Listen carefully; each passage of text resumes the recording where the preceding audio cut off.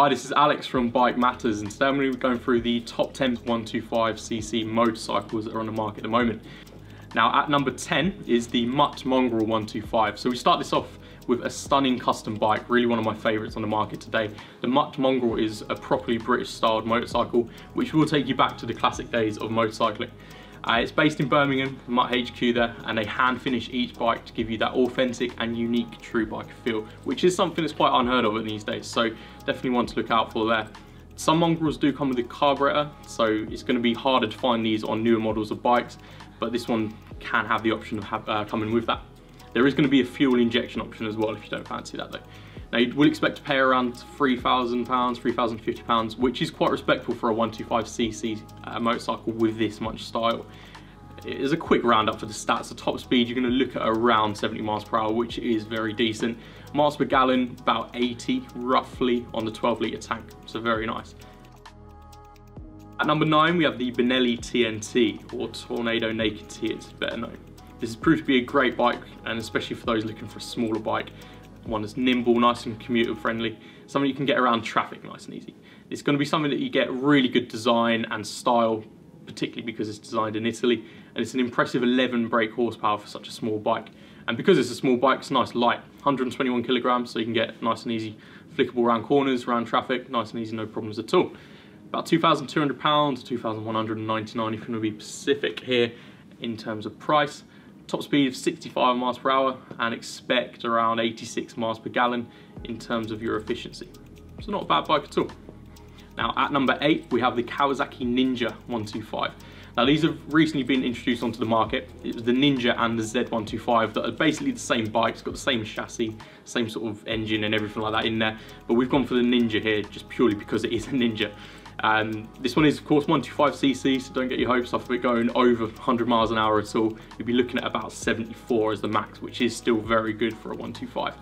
The Ninja range is really going to be something to look at if you're looking at a sort of sporty style bike, and it has a 14.7 brake horsepower or thereabouts as the sort of output power, which is right on the limit of the CBT. So if you're looking to do any modifications to bring it over, just make sure that you're not exceeding your license limit there of course.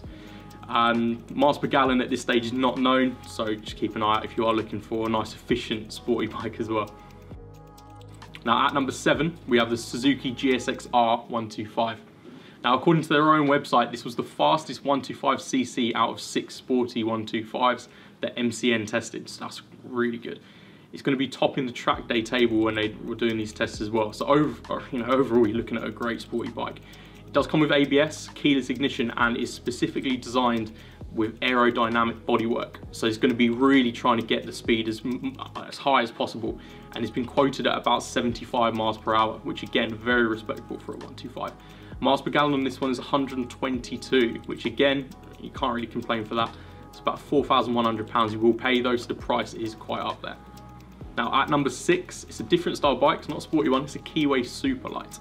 It's going to be the most popular cruiser style bike on the list, and the SUPERLIGHT has proved to be a great option for new riders who want to get on the road on a bike that doesn't really look like a 125. If you look at it on the road, you won't necessarily think straight away, oh yeah, that's a small 125. It's got bucket loads of style and it's got comfort to match that as well. And in terms of value for money, it's only £2,100 you'll be spending. You get 11 brake horsepower, up to around 60 miles per hour depending on the conditions and the rider. And miles per gallon isn't really known at this stage. I couldn't really find anything when I was researching this, but it was about 15 litres as the tank, so I'd imagine it's going to be quite decent. Now at number 5 is another favourite of ours, it's the KTM 125 Duke. This is a firm favourite for many riders in the UK as well, so I'm sure this is going to be quite happily sat at number 5. KTM really do put a lot of work into their bikes, and the 125 Duke is no exception at all. It again fits right on the maximum limit for the CBT, so it's up at 14.7 brake horsepower.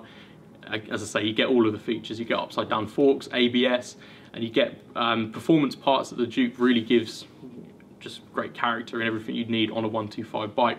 Top speed of around 70 miles per hour and a 13.4 litre tank. As I say, this is one of my favourites, and the price will be quite expensive if you're looking for a brand new one. It's about £4,250. Now at number 4, it's the YAMAHA MT 125. Of course, Yamaha really do just dominate the 125cc market, and the MT is again no exception here at all. One of the most popular 125s by far in the UK. Well, I mean, it's at number 4 for a reason as well.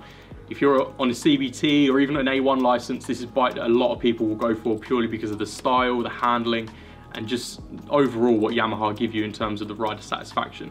You do pay a premium for this, about £4,300, but again, you get a 14.7 brake horsepower, 70 miles per hour bike with 130 miles per gallon, so you can't go wrong with that at all. I would personally look at one if you are considering a naked bike in general anyway. At number 3, it's another entry from Yamaha, and this is the YZF-R 125.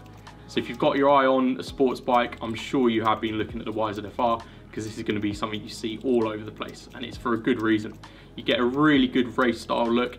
The 125cc engine puts you at about 75, not 95 at all, 75 miles per hour with 14.7 brake horsepower. So again, you can't complain with that at all for a 125, but you will pay about £4,500 if you're getting one from brand new. So just look out for that.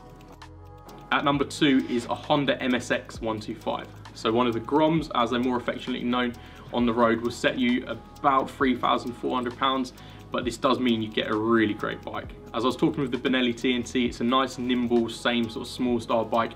Get around city, towns, commuting, traffic, anything like that with an absolute ease. You will get upside down forks, ABS, LED lights, and you see a lot of these on the market for the used bikes as well. So if you don't fancy paying the £3,400, you can probably find one quite cheap.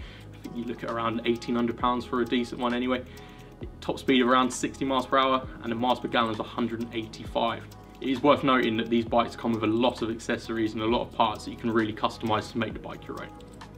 Now at number 1, we have the Honda CB125F. So you may be slightly surprised because we're going through some really top-end bikes here, and at number 1 is the Honda CB125. Now there's a really good reason for this.